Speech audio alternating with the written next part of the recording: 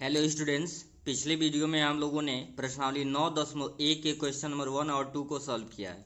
यदि आपने वो वीडियो मिस किया हो तो उस वीडियो का लिंक इस वीडियो के डिस्क्रिप्शन में या चैनल की प्लेलिस्ट से जाके देख सकते हैं। तो चलिए आज का वीडियो शुरू करते हैं।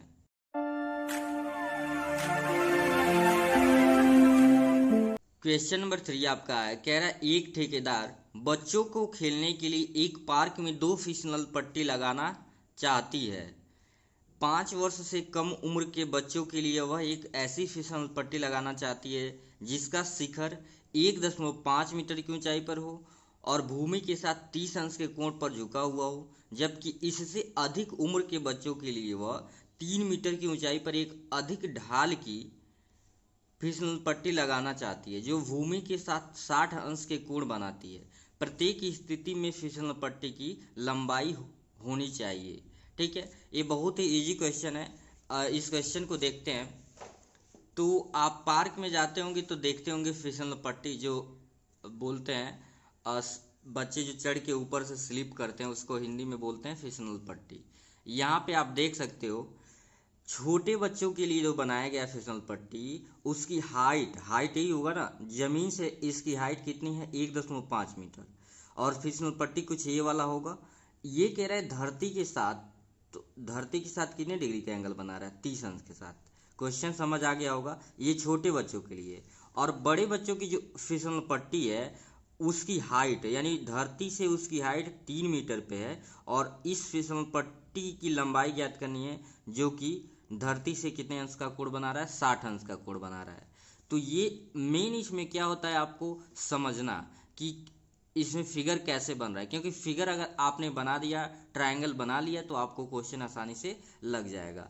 यहाँ पे अगर आप ध्यान से देखें तो हमने मान लिया है कि छोटे बच्चों के जो फिसल पट्टी की लंबाई है वो x मीटर है और बड़े बच्चों की फिसल पट्टी की लंबाई y मीटर है। यानी ये छोटे बच्चे वाला है और ये क्या है, बड़े बच्चे वाला है। ठीक है, तो हम एक एक करके वैल्यू फाइंड करेंगे। पहले छोटे बच्चों का वैल्यू निकालते हैं। लिखेंगे त्रिभुज ABC से।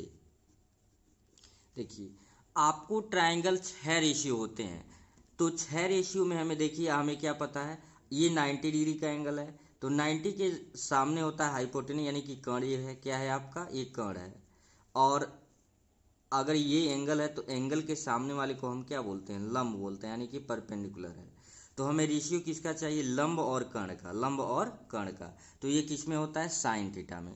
तो यहाँ पे लिखेंगे बिकॉज हम जानते हैं साइन थीटा इक्वल्स टू होता है परपेंडिकुलर बाई हाइपोटेनस। हिंदी में भी आप चाहो तो लिख सकते हो लंब बट्टे कर्ण। तो साइन थीटा, थीटा की वैल्यू 30 अंश है और परपेंडिकुलर की बात करें यानी लंब कितना है 1.5 मीटर और हाइपोटेन्यूज यही तो हमें फाइंड करना है। ये क्या माना गया है, x मीटर माना गया है।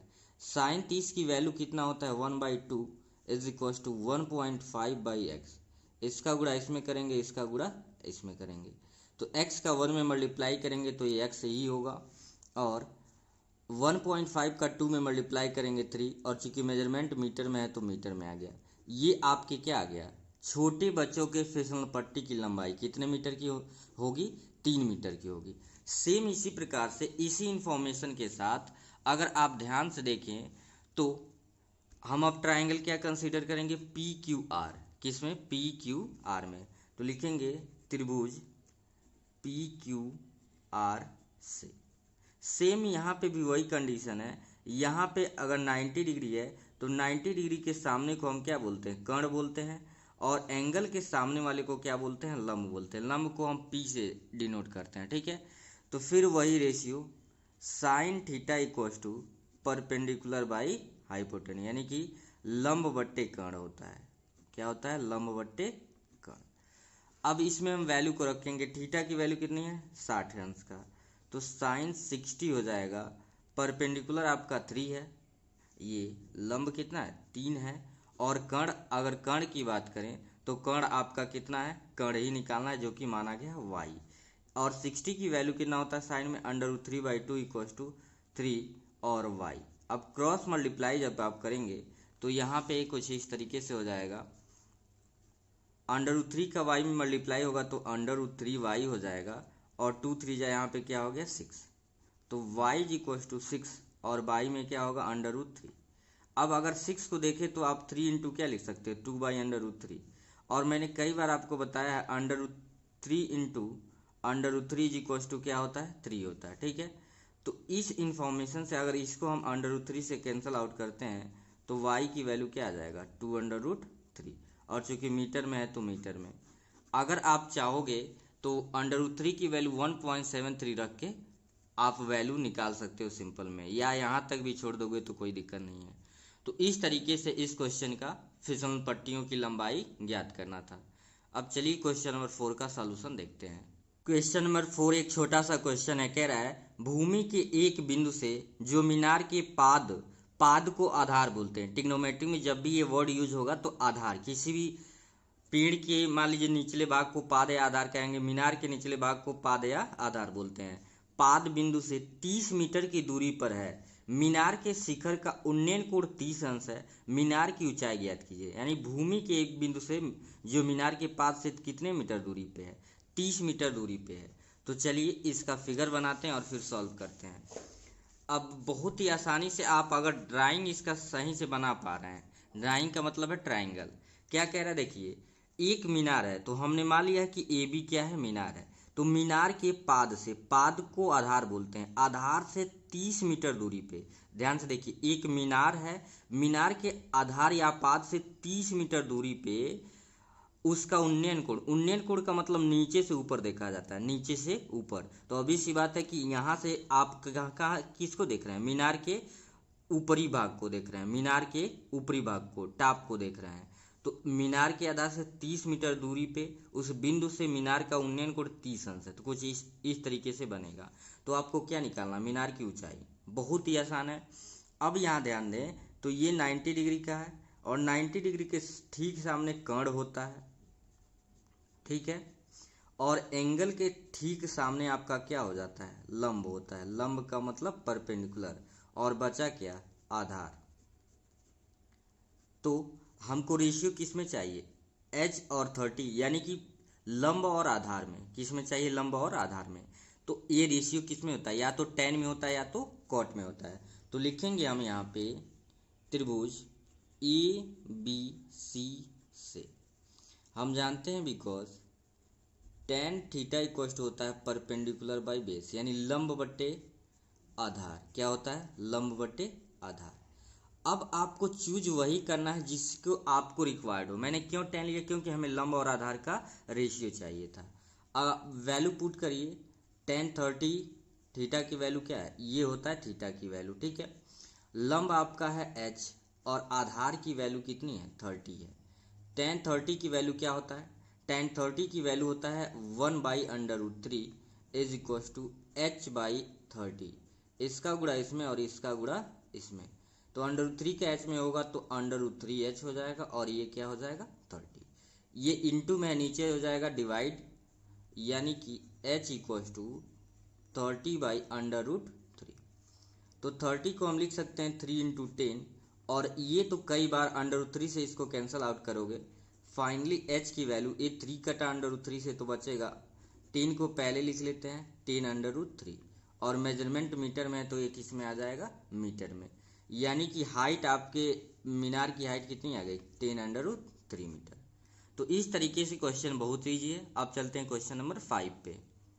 क्वेश्चन नंबर 5 आपका कह रहा है भूमि से 60 मीटर की ऊंचाई पर एक पतंग उड़ रही है। पतंग में लगी डोरी को अस्थायी रूप से भूमि के एक बिंदु से बांध दिया गया है। भूमि के साथ डोरी का झुकाव 60 अंश है। यह मानकर कि डोरी में कोई ढील नहीं है, डोरी की लंबाई ज्ञात करनी है। देखिए कितना सिंपल सा क्वेश्चन है, बस इसे ध्यान से पढ़ना है और समझना है कि कैसे होगा। आप ध्यान से देखो, कह रहा है कि भूमि से 60 मीटर की ऊंची पे यहाँ पे पतंग उड़ रहा है, ठीक है। इस ऊंचाई पे भूमि से कितने मीटर की ऊंचाई पे, 60 मीटर की ऊंचाई पे। तो मान लिया गया है कि ये भूमि से 60 मीटर की ऊंचाई पे पतंग आपका उड़ रहा था। तो पतंग की डोरी कुछ इस तरीके से बंधी होगी, चाहे इस साइड में बानी है चाहे इस साइड में। कॉन्सेप्ट तो वही है कि वो भूमि के किसी बिंदु से बंधी हुई है, और ये भूमि से जिस पॉइंट से बंधा है वहां पे कितने डिग्री का कोण बना रहा है, 60 अंश का कोण बना रहा है। यह मानते हुए कि ये जो डोरी है पतंग का एकदम स्ट्रिक्टली टाइट है, मतलब कि उसमें कोई ढील नहीं है।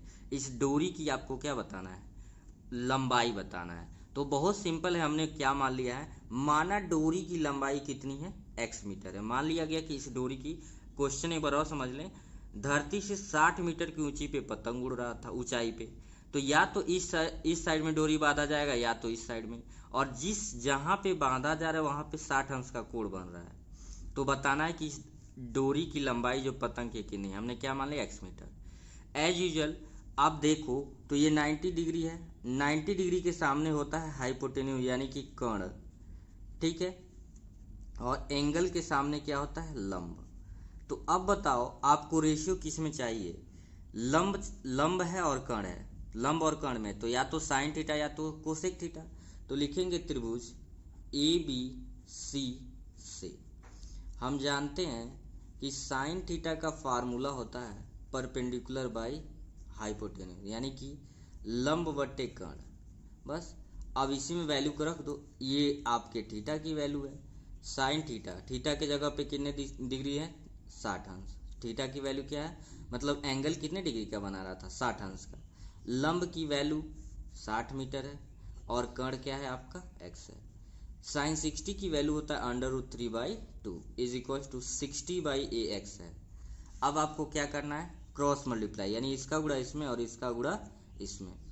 √3 का x में गुणा करोगे √3x इज इक्वल टू 2 का 60 में गुणा करेंगे, ये कितना हो गया, 120। √3x ये गुणा है, गुणा को जब इधर भेजेंगे तो ये भाग में हो जाएगा 120/√3। अब 120 को हम ऐसे भी लिख सकते हैं √3 इंटू 40/√3। ऐसा इसलिए हुआ, 120 का मतलब हो सकता है 3 गुणे 40 यानी 4 3 12, और इस 3 को हम क्या लिख सकते हैं, √3 इंटू √3। आपको अच्छे से समझ आया इसलिए मैंने इसको तोड़ दिया है।